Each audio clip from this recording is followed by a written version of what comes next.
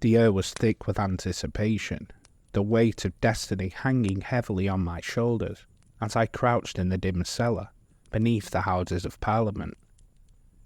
The cold stone pressed against my back, but I hardly noticed. My heart had raced with the thrill of what was to come. Outside, the streets of London bustled with life, oblivious to the treachery brewing beneath their feet. My comrades and I had planned this for months, but as I sat in the darkened space, I couldn't shake the feeling that was something amiss. I glanced at the clock.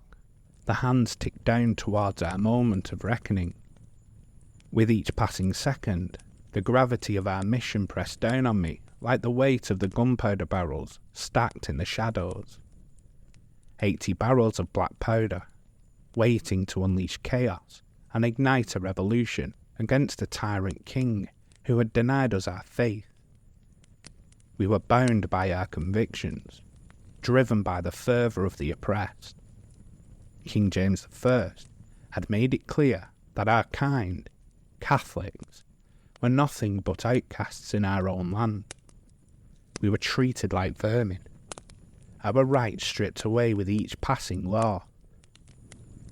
Robert Catesby, the mastermind of our conspiracy, had been adamant. Tonight, we would seize our destiny. I could still hear his passionate speeches echoing in my mind, filled with the fervour of a man who believed our cause was just. As I waited in the darkness, I felt a flicker of doubt creep in. What if we were caught? What if our plans unravelled before it had even begun? I brushed the thoughts aside. This was not the time for weakness. The flickering light of a lone candle cast ominous shadows on the walls, warping my features into something monstrous. I could hear the distant sounds of merriment echoing from the street above. The citizens, blissfully unaware of the rebellion brewing beneath them, would soon feel the tremors of change. Suddenly, the sound of footsteps echoed in the distance, and my breath caught in my throat. My heart raced as I strained to hear. The footsteps grew louder. I held my breath, waiting for the telltale sounds of guards approaching. I had to stay focused. I had a job to do. The door creaked open, and I was engulfed in darkness as a figure emerged in the shadows. It was Thomas Wintour, his face pale and anxious. "They're coming, Guy. We have to act now." His voice was low, urgent, carrying the weight of 1,000 unspoken fears. "Are we ready?" I asked, my voice barely above a whisper. He nodded. The fear in his eyes mirrored my own.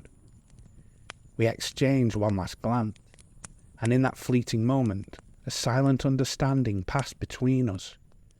We were in this together, for better or for worse. As we crept through the labyrinthine passages of beneath Parliament, the air felt electric with tension. My fingertips brushed against the barrels of gunpowder, the coarse texture reminding me of the devastation we intended to unleash. The walls seemed to close in around me, and the weight of our intentions pressed heavily on my conscience. We were not mere rebels. We were willing to become martyrs for our cause. Then, without warning, the world above erupted in a cacophony of voices. "A letter!" a voice shouted, urgency saturating the air. I froze, dread pooling in my stomach. Had they discovered our plot? My blood ran cold. As I pressed myself against the wall, hoping to blend into the shadows, panic gripped me as I turned to Wintour. "We have to leave now." Just as we began to retreat, the door swung open with a crash, and torches flooded the cellar with harsh light. My heart raced as I saw the silhouettes of guards spilling into the room, their faces twisted in determination. "You're surrounded! Surrender!" they shouted, voices echoing ominously off the stone walls. In that instant, time slowed. My breath quickened, and I felt the primal instinct to flee surge within me. But there was nowhere to go. The narrow cellars offered no escape. I drew my dagger, heart pounding in my ears as I prepared to fight, even as the weight of our failure crushed down upon me.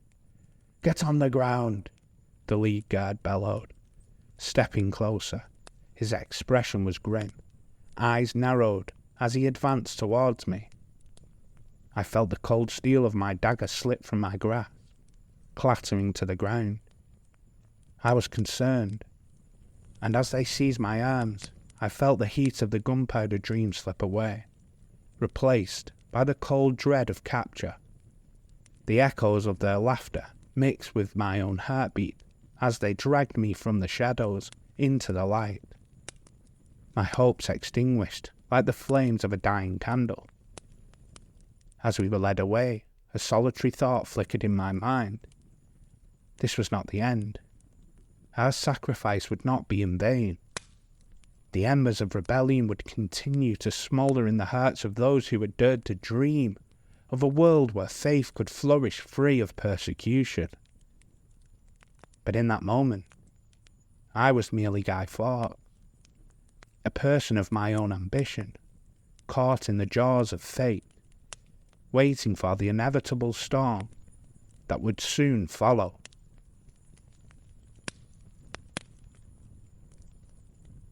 Hi everyone, and welcome back to the Dark History Podcast, where we explore the darkest parts of human history. Hope everybody is well. I'm Rob, your host as always. Welcome to Season 3, Episode 25, In the Shadows of Treason. Today, we're diving deep into a British tradition that lights up our autumn night with fiery splendour, Bonfire Night. Every year on the 5th of November, towns and cities across the UK erupt in celebration, with fireworks illuminating the skies and bonfires crackling away, drawing families and friends together to remember a significant moment in our history. But why do we celebrate this night? What led to the lighting of those bonfires? What exactly happened that infamous night in 1605?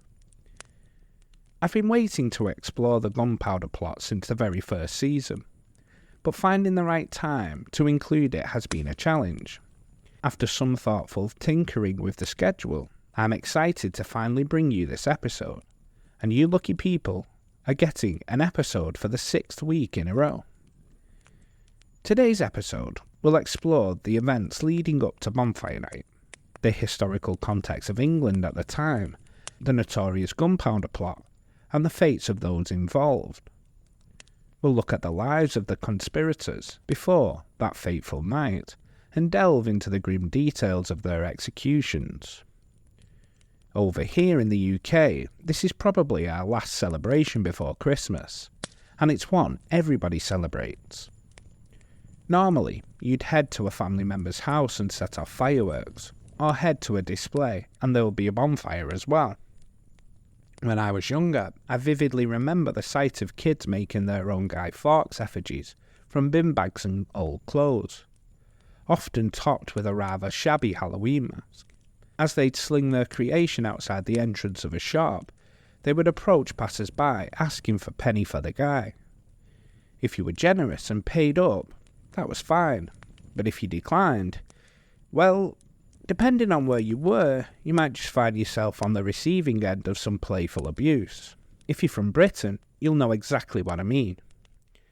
So, without further ado, please turn off those lights, sit back and relax next to the fire for more dark history.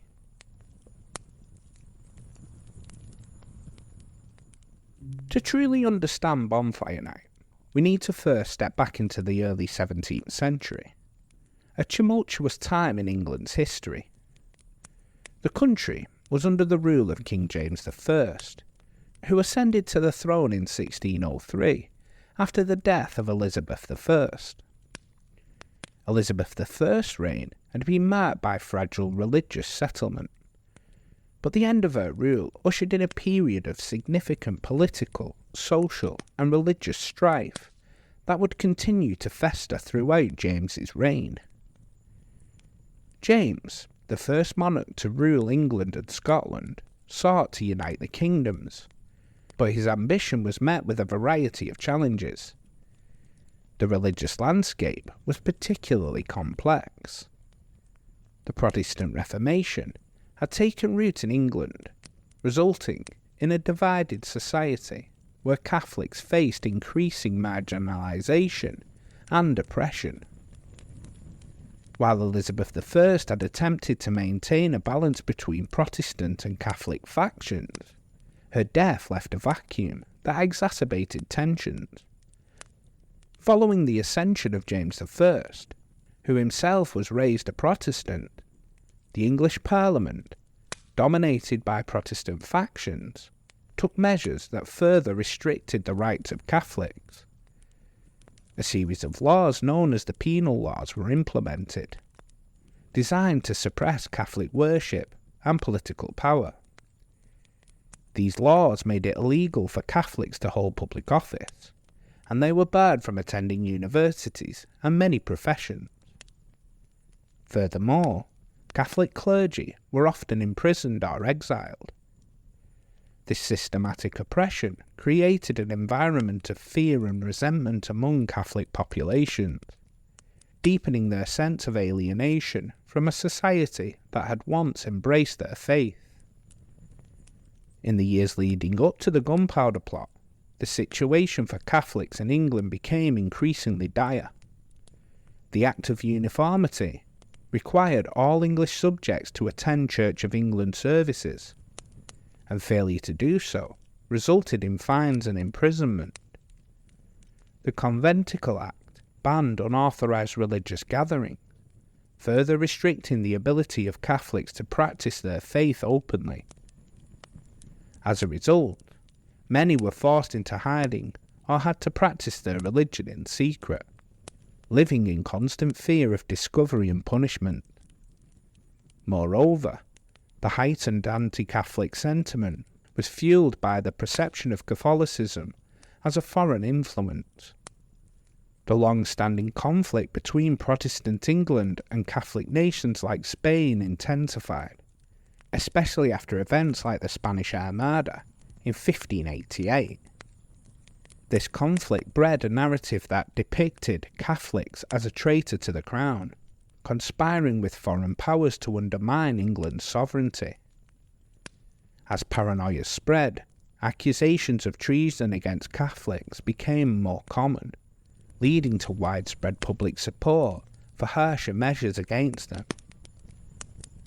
Amidst this oppressive atmosphere, the fear of persecution resonated deeply within Catholic communities.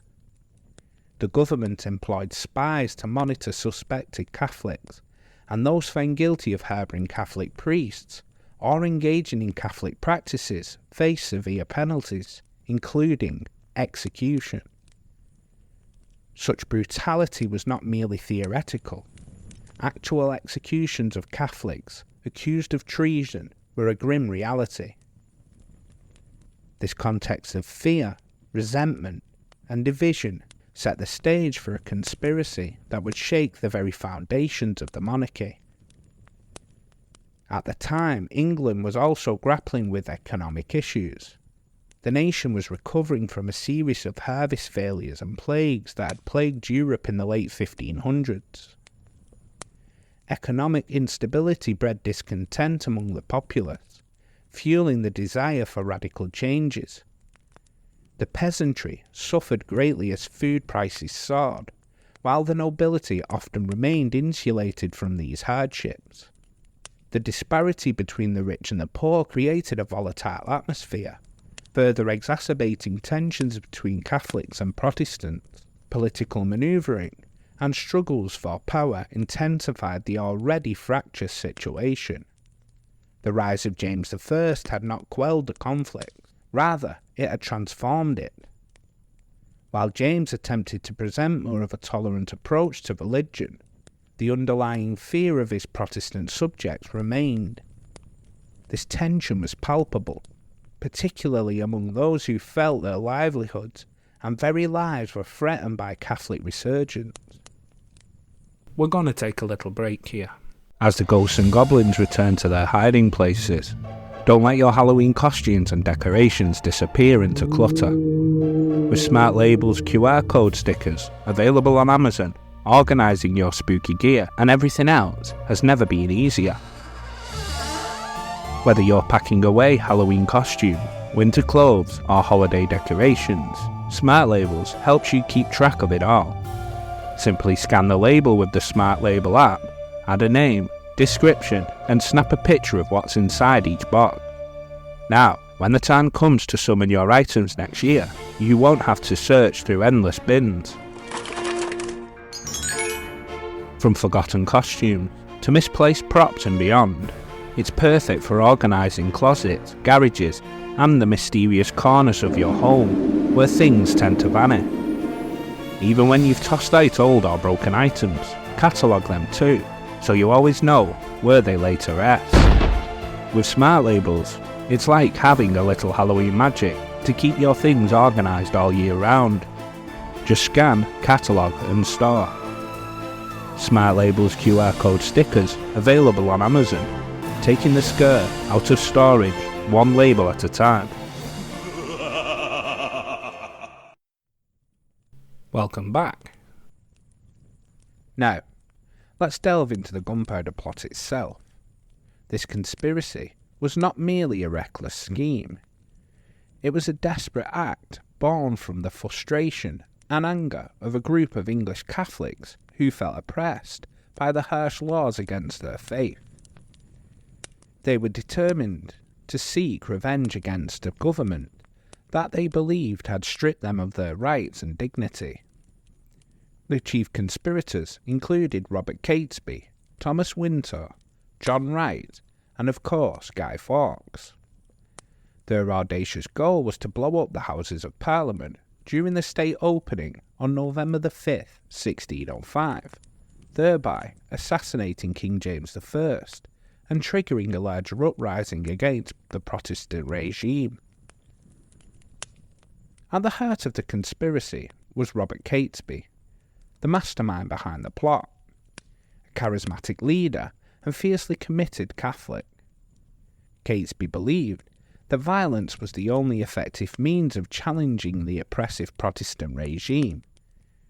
His early involvement in various conspiracies against the crown had earned him a reputation as a man of action, fiercely loyal to his beliefs, and willing to risk everything for the cause. Catesby's passion for the Catholic faith and his grievances against the government drew others into his orbit. He actively sought out like-minded individuals who shared his commitment to the Catholic cause and his desire for vengeance. Catesby was adept in persuading his compatriots of the righteousness of their mission, and his ability to galvanise support was instrumental in the plot's development. Another key figure in the plot was Thomas Winter, a cousin of Catesby, and equally zealous in his devotion to the Catholic cause. Winter had previously spent time in Spain, where he became acquainted with the Catholic monarchy and sought their assistance for their plan. His experience and connections with foreign powers would prove invaluable to the conspiracy. Winter was particularly responsible for securing the gunpowder necessary for their plan and coordinating the logistics of the plot. He worked diligently to ensure that every detail was meticulously arranged, from the procurement of the explosives to the identification of the supporters who could assist him. His role was pivotal in transforming the abstract idea of rebellion into a tangible and actionable plan. John Wright, another conspirator, was known for his unwavering loyalty and deep commitment to the cause. He was part of Catesby's inner circle, closely tied to both Catesby and Winter. Wright's involvement in the plot carried significant risk. He understood the consequences of being caught, yet his fierce dedication to the Catholic faith compelled him to participate in this bold act of rebellion. Wright's brother, Robert Wright, would also join the conspiracy, illustrating how deeply rooted these beliefs were within the families during this time. The Wright brothers, along with other conspirators, were driven by a profound sense of injustice and desire for revenge, believing that their actions were a necessary response to the brutal oppression faced by Catholics. Finally, we have Guy Fawkes, who has become the most recognisable figure associated with the plot. Born in 1570, Fawkes had previously fought for the Spanish during the 80 Years' War, gaining valuable military experience that would serve him well in the conspiracy. His strong Catholic beliefs drew him into the fold, and he quickly became an essential member of the group. Fawkes was assigned the critical task of guarding the gunpowder, which was secretly stored in a cellar beneath Parliament. His military background and knowledge of explosives made him uniquely qualified for this role. Positioned in the shadows, Fawkes was ready to ignite the explosives, at the precise moment when the King and members of Parliament would be gathered, effectively decimating the Protestant leadership and paving the way for a Catholic resurgence. As the conspirators prepared for the night of the plot, they operated in secrecy, meeting in taverns and private homes to discuss their plans. They believed that their actions were not only justified but necessary for the greater good of the Catholic faith. This mindset reflected the intense ideological battle of their time, where the lines between right and wrong, martyrdom and villainy were often blurred. During their clandestine meetings, the conspirators delved into the details of their plan, discussing the timing and methods of execution. They believed that by successfully executing their plot, they would not only avenge the persecution they had endured, but also spark a revolution among the oppressed Catholics in England. Their enthusiasm and fervour was palpable, as they imagined the potential success of their audacious endeavour. However, as the date of the plot approached, tensions ran high among the conspirators. The risks involved were immense, and they were acutely aware of the consequences they would face if they were discovered. They had committed themselves to a path of rebellion that could lead to their deaths, yet the urgency of their cause compelled them to move forward. On the night before the plot was to be executed, their resolve was soon tested. One of the conspirators, Lord Monteagle, received an anonymous letter warning him to stay away from Parliament on November the 5th. Alarmed by the content of the letter, Monteagle took the warning seriously and brought it to the attention of the authorities. This unexpected turn of events would set off a chain reaction that ultimately led to the plot unravelling.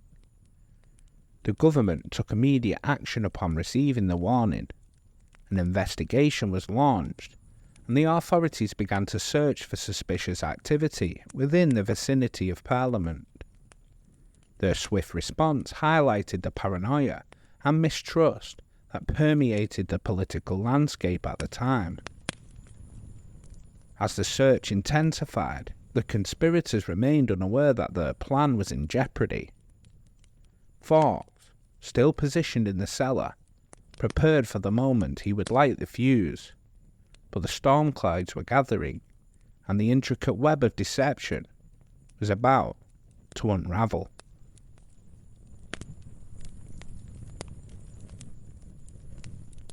As November the 5th approached, the conspirators became increasingly anxious, their plans hanging by a thread. Each ticking moment added to their attention as the date of execution loomed near. On the night of the 4th, Guy Fawkes was stationed in the cellar beneath Parliament, his heart racing with anticipation as he stood ready to ignite the carefully stored gunpowder that would bring down the Houses of Parliament and eliminate King James I. The enormity of their plan weighed heavily on Fawkes, but he remained resolute, believing that their desperate act would finally bring about the justice and freedom that Catholics had been denied for so long. However, fate had other plans. As dawn broke on the 5th, the authorities, tipped off by an anonymous warning to Lord Monteagle, conducted a thorough search of the premises. Their diligence paid off when they stumbled upon Fawkes guarding barrels of explosives. Shock and disbelief swept over Fawkes as the realization dawned on him that their meticulous planning had crumbled within mere hours. He was swiftly arrested, and what followed would mark the beginning of a nightmarish ordeal. Fawkes was taken to the Tower of London, a place infamous for its brutality and despair. Here, he faced intense physical and psychological duress as the authorities sought to extract confessions and the names of his fellow conspirators. The methods employed were horrific, designed not to punish, but to instill fear and extract obedience. He was subjected to hanging by his wrists, enduring excruciating pain and humiliation. Additionally, he faced a range of torture devices, from the rack, which stretched the body to its limit, to more insidious, psychological torment aimed at breaking his will. Despite the agony he endured, Fawkes remained steadfast, refusing to betray his co-conspirators. The arrest of Fawkes sent shockwaves through the ranks of the conspirators. The plot had been meticulously orchestrated, but now it was unravelling at an alarming pace. The king's life had been spared, but for the remaining conspirators, the consequences would be dire. As news of Fawkes' capture spread, those who had fled into the countryside were thrust into a state of panic and confusion. They were now hunted men, desperately trying to evade capture as a manhunt ensued. Government forces, eager to demonstrate their authority and restore order, began scouring the land for any signs of the remaining conspirators. The tension in the air was palpable as the government intensified its efforts to bring the plotters to justice. Many of the men, aware of the growing manhunt, attempted to regroup, but they were severely outnumbered and lacked the resources to sustain their fight. Skirmishes erupted between the king's forces and the fleeing conspirators. Some, like Robert Catesby, were determined to make a stand. The most notable confrontation occurred at Holt Beach House, where Catesby and several of his fellow conspirators attempted to resist capture. As they made their last stand, their situation quickly devolved into chaos. The authorities surrounded the house, and a violent clash ensued. Catesby was shot in the neck during the melee, collapsing to the ground. Witnesses reported a scene of pandemonium, with cries of desperation echoing in the air as the conspirators faced their inevitable fate. In the confusion, Catesby was killed before he could be taken alive to face justice. A grim end for a man who devoted himself so passionately to his cause. As the dust settled, the remaining conspirators who were captured included Thomas Wintour, John Wright, and Robert Keyes, faced their own grim realities. They were brought to trial in a highly publicised event that aimed to showcase the seriousness of their treacherous acts. The trial proceedings were fraught with tension, as the Crown sought to reinforce its authority and demonstrate that dissent would not be tolerated. The atmosphere in the courtroom was charged, with the public eager to witness the fate of the traitors who had dared to challenge the monarchy. Ultimately, all the captured conspirators were found guilty. The court's verdict was swift and merciless. Death was the only appropriate punishment for their rebellion against the crown. The brutal reality of their sentence served as a stark warning to anyone who might entertain the thought of defying the monarchy. The consequences of their actions were not merely punitive, they were intended to serve as a spectacle, a public display of the dire fate that awaited those who dared to betray their king. The methods of execution were nothing short of gruesome, designed to maximise suffering and instill fear in the populace. Guy Fawkes was executed on January 31st, 1606, but his journey to the gallows was paved with horror. Having endured horrendous torture, he was finally led to his execution, where the traditional punishment for treason awaited him. Fawkes was to be hanged, drawn and quartered, a method that involved a series of brutal steps designed to prolong his suffering. In a dramatic twist, during the execution, Fawkes managed to cheat death at the last moment. Reports indicate that he leapt from the gallows, breaking his neck and dying instantly, sparing him the full extent of the gruesome punishment that had been meted out to his fellow conspirators.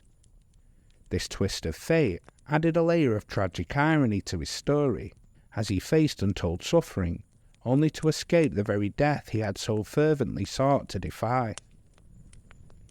The remaining conspirators, such as Thomas Winter, faced a similarly horrific fate. They were subjected to the same execution method, hanging, drawing, and quartering, and their bodies were displayed as a stark warning to others. The public spectacle of their execution was intended to reinforce the power of the monarchy and serve as a sobering reminder of the consequences of treason. The heads of the executed conspirators were prominently displayed on pikes throughout London, a gruesome sight that further solidified the message that rebellion would not be tolerated. Unfortunately, the Gunpowder Plot had not only failed, but ignited a firestorm of anti-Catholic sentiment that would resonate for generations. The aftermath was saw as an escalation in the persecution of Catholics across England, who found themselves increasingly marginalised and oppressed. The failed conspiracy served as a catalyst for further repressions, as the government used the plot as a justification for the implement of even harsher laws against Catholics, who were now viewed as suspicious and hostile. In the years that followed the plot, public sentiment remained inflamed. Annual celebrations of Bonfire Night became a way for the Protestant majority to publicly commemorate the foiling of the plot, further enhancing anti-Catholic sentiment. As fireworks lit up the skies and effigies of Guy Fawkes were burned, the event transformed into a demonstration of loyalty to the crown and a celebration of the triumph over treachery. The holiday became deeply ingrained in tradition, celebrated with fervour, but for Catholics it served as a painful reminder of their historical persecution. The brutality of the conspirators' fate and the subsequent anti-Catholic sentiment that engulfed England highlighted the consequences of rebellion against the crown and the lengths of which the monarchy would go to maintain control. The Gunpowder Plot remains a pivotal moment in British history, a stark reminder of the volatile intersection of faith, politics, and power. The legacy of that fateful night continues to resonate, shaping the narrative of religious tolerance and freedom in the centuries that followed.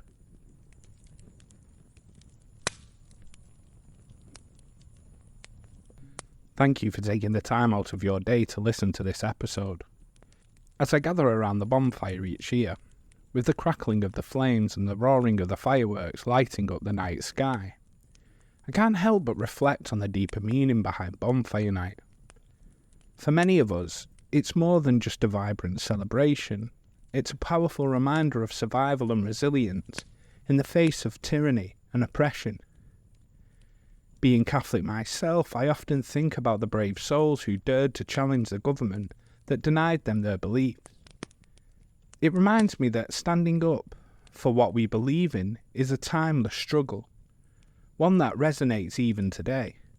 Just as those involved in the Gunpowder Plot made a sacrifice for their faith, we too carry the weight of our own histories and the battles fought for our freedom. So this November the 5th, as you enjoy the camaraderie of your friends or family and the beauty of fireworks exploding overhead, I encourage you to pause for a moment, reflect on the rich history of Bonfire Night, the audacious Gunpowder Plot, and the people behind it. Let's celebrate not only the survival of a king, but also the spirit of community and the shared strength that brings us together year after year. It's a moment to honour those who've paved the way for our freedoms and cherish the bonds we forged around the warmth of the fire. If you've enjoyed the show, please consider leaving a review. It really helps us reach out to more listeners by boosting our visibility on the algorithm. If you think friends and family may enjoy the podcast, don't hesitate to share it with them. You'll find links to all socials below. I know ads can sometimes be a pain, so if you'd prefer ad-free episodes, check out our Patreon link, also provided. Supporting us on Patreon is a great way to contribute, but it's entirely optional. We also have a merch store, link below, where any purchases greatly support the show and help cover the production costs. If you've been listening for a while and haven't subscribed yet, please do so. That way, you'll never miss an episode. Thank you again for your support. So with all that out of the way, we'll be reverting back to our original posting sequence now, and the next episode will be on the 20th of November. Thank you again for listening. Join us next time for our next episode, as we delve into another event and more dark history.